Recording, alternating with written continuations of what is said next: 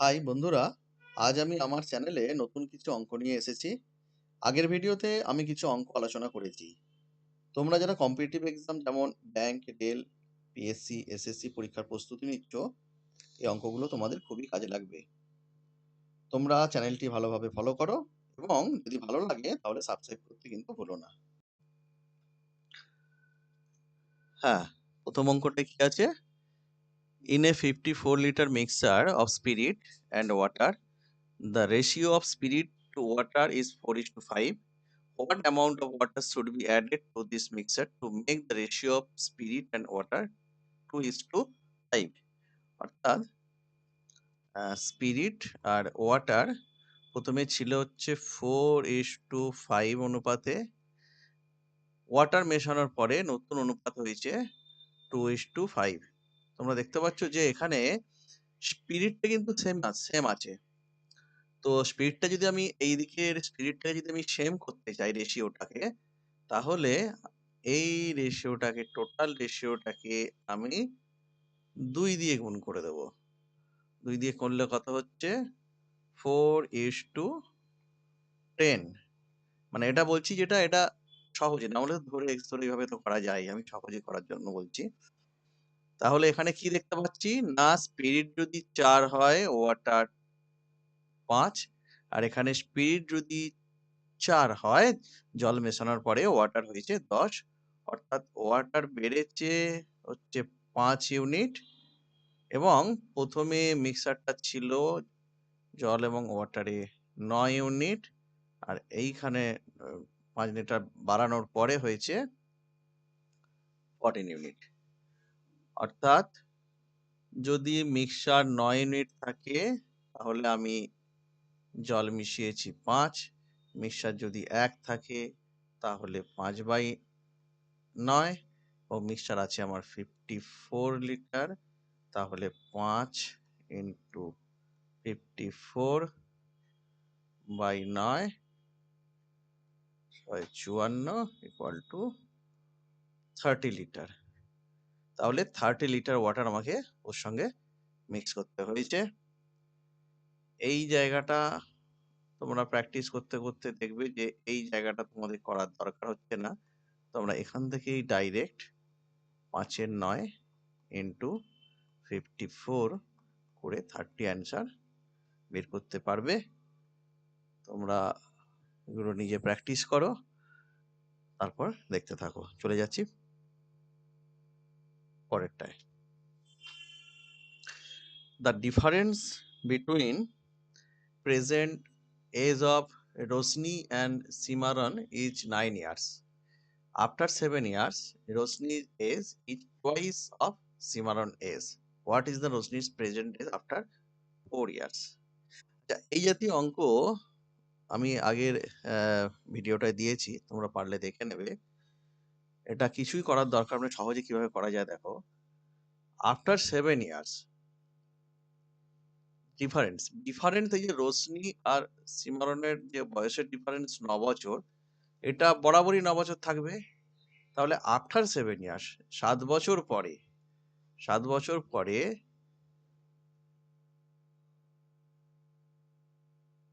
সিমরনের বয়স যেটা হবে, রোশনির বয়স বলছে ওর ডবল।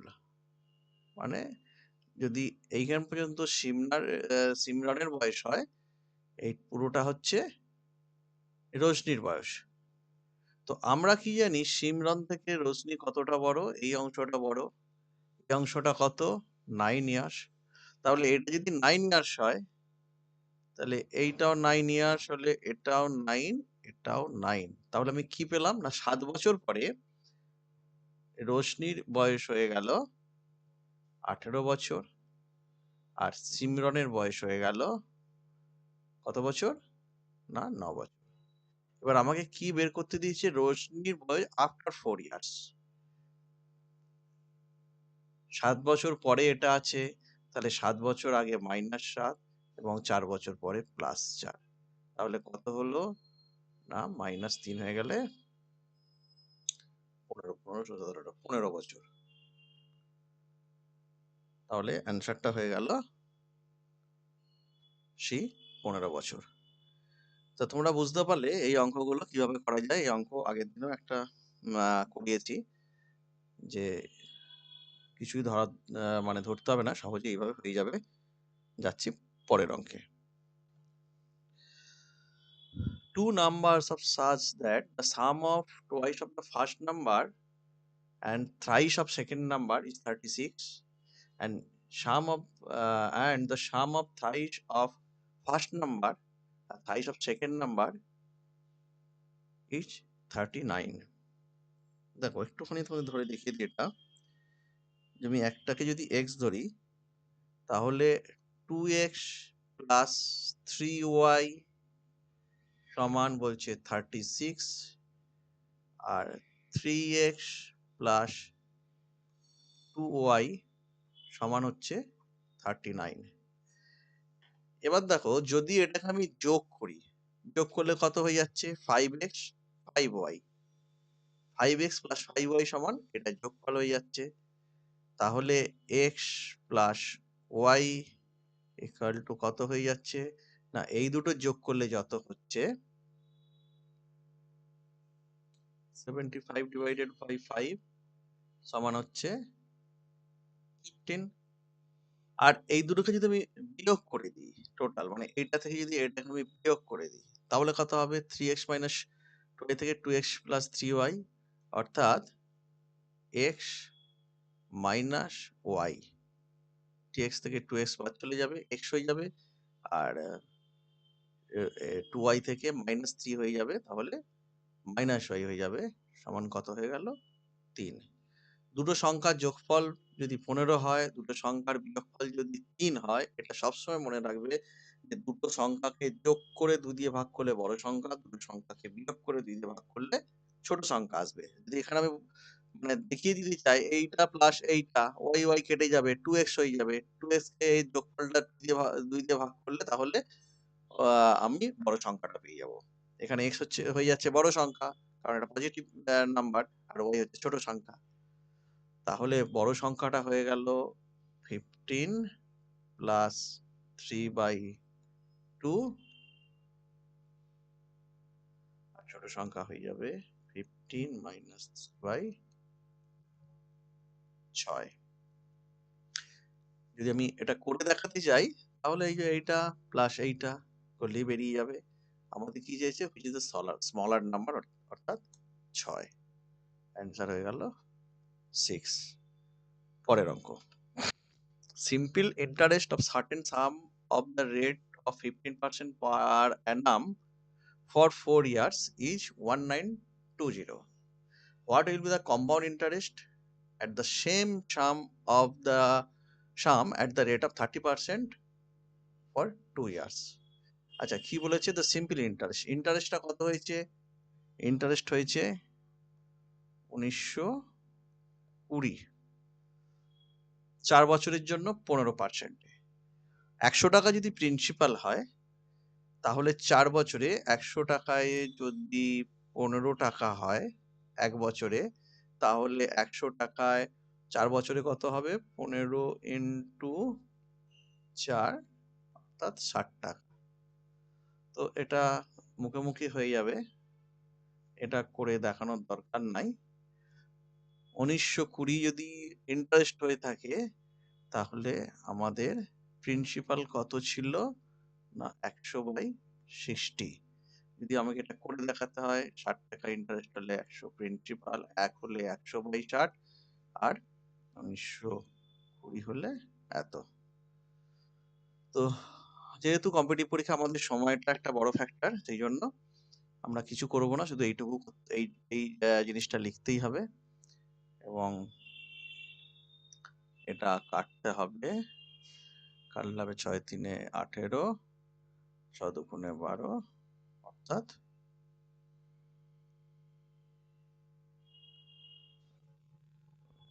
12, 1920, প্রিন্সিপাল হয়ে গেল 3 2 0। এটা হয়ে গেল প্রিন্সিপাল। এবার ইন্টারেস্ট, কম্পাউন্ড ইন্টারেস্ট যদি আমি সূত্রে ফেলে বের করতে যাই, মনে হবে অনেক কঠিন। আমি সিম্পল ভাবে দেখাচ্ছি, দেখো ৩২০০ টাকা প্রথম বছরে সিম্পল ইন্টারেস্ট কত হবে? ৩২০০ ইন্টু ৩০/১০০, দুটো শূন্য কেটে গেল, দুটো শূন্য কেটে গেল, মানে ৩ দুগুণে ৬, ৩ তিরিকে ৯, ৯৬০ টাকা। দ্বিতীয় বছরে এই ইন্টারেস্ট তো আমাকে দিতেই হবে, প্লাস যেহেতু কম্পাউন্ড ইন্টারেস্টের উপর আবার ইন্টারেস্ট একটা লাগবে, ইন্টু ৩০/১০০, এই দুটো শূন্য কেটে গেল, দাঁড়ালো কত? ৪×৩ = ১, ৯×৩ = ২৭, তাহলে টোটাল ইন্টারেস্ট হয়ে গেল ৮, ১৮, ২, ২২০৮ টাকা হয়ে গেল আমার টোটাল ইন্টারেস্ট।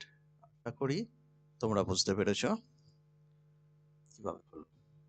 পরের অঙ্ক, an election was contested by only two candidates, A and B. A got 41% of total votes and B got 35% of total votes, and the remaining votes were declared invalid. The difference between the votes obtained by B and invalid votes is 968. Calculate the total number of votes. অর্থাৎ একটা ইলেকশনে A এবং B মধ্যে contest হয়েছে, শুধু A পেয়েছে 41% vote, B পেয়েছে 35% vote, বাকি ভোট ইনভ্যালিড ডিক্লেয়ার করা হয়েছে। এবং দেখা যাচ্ছে বি যে ভোট পেয়েছে এবং ইনভ্যালিড যে ভোট, তাদের ডিফারেন্স হচ্ছে 968. Calculate the total number of votes.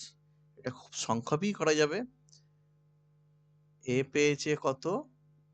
41%, B পেয়েছে কত? 35%, তাহলে ইনভ্যালিড কত? না 41 প্লাস 35 কত হলো? 6, 76, 100 মাইনাস 76 মানে 24, তাহলে ইনভ্যালিড হলো 24। এবং বি যেটা পেয়েছে এবং ইনভ্যালিড যে হয়েছে, বি কত পেয়েছে? 35, ইনভ্যালিড কত হয়েছে? 25, এদের ডিফারেন্স কত হচ্ছে?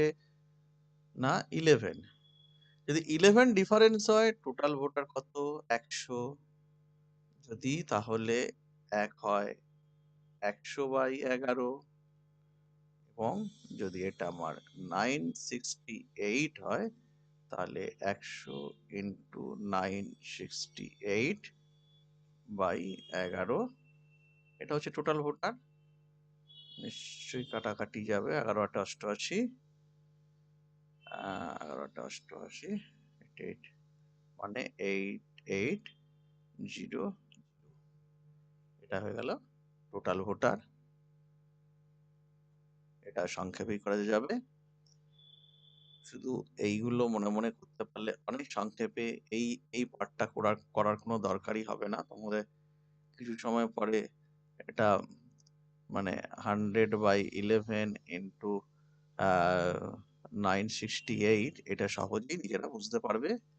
একটু প্র্যাকটিস করতে হবে, প্র্যাকটিস করলে এটা অটোমেটিক হয়ে যাবে, তোমাদের টাইম অনেক সেভ হয়ে যাবে। পরের অঙ্ক, if it takes 8 hours to fill a tank in normal condition, but due leakage in the bottom of the tank, it takes 2 hours more. If the tank is completely filled, then how much time it will take to emptying the tank due to leakage? একটা tank ভর্তি করতে 8 ঘন্টা সময় লাগে, ও লিকেজের কারণে ওটা 2 ঘন্টা সময় বেশি নিচ্ছে। যদি ট্যাঙ্কটা পুরো ভর্তি থাকে এবং শুধু লিকেজটা খুলে দেওয়া হয়, বা লিকেজ দিয়ে কতক্ষণে পুরো জলটা বেরিয়ে যাবে। আচ্ছা, 8 ঘন্টা নর্মালি ভর্তি হতে সময় লাগে, লিকেজটা খোলা থাকার জন্য 8 + 2 মানে 10 ঘন্টা লাগছে। মানে নর্মালি ভর্তি হয় 1/8 অংশ 1 ঘন্টায়, 1 ঘন্টায় খালি হয় 1/10 অংশ। তাহলে এটা কত পাচ্ছি? রাশি যদি করি 10 মাইনাস 8 অর্থাৎ রাশি 41, মানে 41 অংশ খালি হয় লিকেজটা দিয়ে 1 ঘন্টায়। 1 ঘন্টায় যদি 41 অংশ খালি হয় তাহলে পুরোটা কতক্ষণে খালি হবে? না 40 ঘন্টায়। যদি আমি করে দেখাই 41 অংশ 1 ঘন্টায়, তাহলে এক অংশ 1 গুণিত 40/1 40 ঘন্টা। তাহলে এটা শুধু এই লাইনটা করলেই অঙ্কটার অ্যান্সার বেরিয়ে যাবে 40 hour. Next, a man invest half of his capital at the rate of 10%, one third 9%, rest 12%, average rate of interest per annum. তাহলে কি করেছে না, হাফ ক্যাপিটাল ইনভেস্ট করেছে কত 10%, ওয়ান থার্ড ক্যাপিটাল ইনভেস্ট করেছে কত 9%, আর রেস্ট কত হবে 1/2 প্লাস 1/3 হয়ে গেলে 6, 3 প্লাস 2 5/6, তাহলে 1 মাইনাস 5/6 ইকুয়াল টু হয়ে যাবে কত না 1/6, অর্থাৎ 1/6 অংশ ইনভেস্ট করেছে 12%।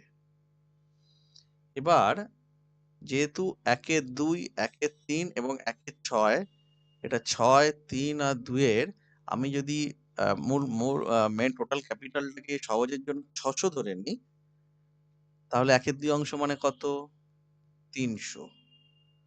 300 টাকায় 300 টাকাতে ও 10% হারে তাহলে কত টাকা হচ্ছে 100 টাকায় 10 টাকা, 300 টাকায় হচ্ছে 30 টাকা। 1/3 অংশ কত হবে 600 ইন্টু 1/3, 1/3 মানে হয়ে যাবে 200 টাকা। 200 টাকা কত হয়ে যাচ্ছে, কত ইন্টারেস্ট পাচ্ছে না না দুগুণে 18 টাকা। আর এই যে 1/6 অংশ 600 ইন্টু 1/6 মানে 100 টাকা, টোটাল ইন্টারেস্ট কত পাচ্ছে টাকা ইন্টারেস্ট পাচ্ছে হচ্ছে 12 টাকা। টোটাল ইন্টারেস্ট কত পেলো 30 40 6 60 টাকা। তাহলে 600 টাকায় কত পেলো ইন্টারেস্ট 60 টাকা। তাহলে 100 টাকায় কত পাবে না 60 ডিভাইডেড বাই 6 মানে 10। অ্যাভারেজ ইন্টারেস্ট রেট হয়ে গেল 10%। এইটা করা সব থেকে সুবিধা। এটা এক ধরেও করা যাবে, এক্স ধরেও করা যাবে, কিন্তু এইটা ধরে করলে সব থেকে সহজে হবে। না, average marks of science subject in a class of 20 student is 68. If the marks of 2 students were misread as 48/65 instead of actual 72/61, মানে 48 টা হবে হচ্ছে 72 আর 61 টা হবে হচ্ছে 65। তাহলে চেঞ্জটা কি হবে, মোটের উপর চেঞ্জ কি হবে না 48 থেকে এটা 72 হবে, এটা বাড়বে, প্লাস হবে। কত বাড়বে 50 60 70 22 24 বাড়বে। আর এটা কি হবে মাইনাস হবে 4। তাহলে কি চেঞ্জ হবে এটা 4 কমবে। তাহলে মোটের উপর চেঞ্জ কি হবে না +20 হবে, +20 বাড়বে। তো 20 জন, এখানে কি দেখতে পাচ্ছি 20 জন স্টুডেন্টের 68 অ্যাভারেজ আছে, তাহলে 20 জন স্টুডেন্টের পিছনে 20 বাড়বে, তাহলে পার স্টুডেন্টে কত করে বাড়বে 20/20 সমান 1 করে বাড়বে। ছিল 68 প্লাস 1 সমান হয়ে যাবে 69%, অ্যান্সার হয়ে যাবে 8। ভিডিওটা অনেক বড় হয়ে যাচ্ছে, তো আজকে এখানেই শেষ করে দিলাম এবং তোমরা এটা নিজেরা প্র্যাকটিস করো। আর আমি আবার পরের এতে নতুন নতুন অঙ্ক নিয়ে আসছি। যদি এগুলো ভালো লাগে তোমরা চ্যানেলটা অবশ্যই শেয়ার এবং সাবস্ক্রাইব করবে।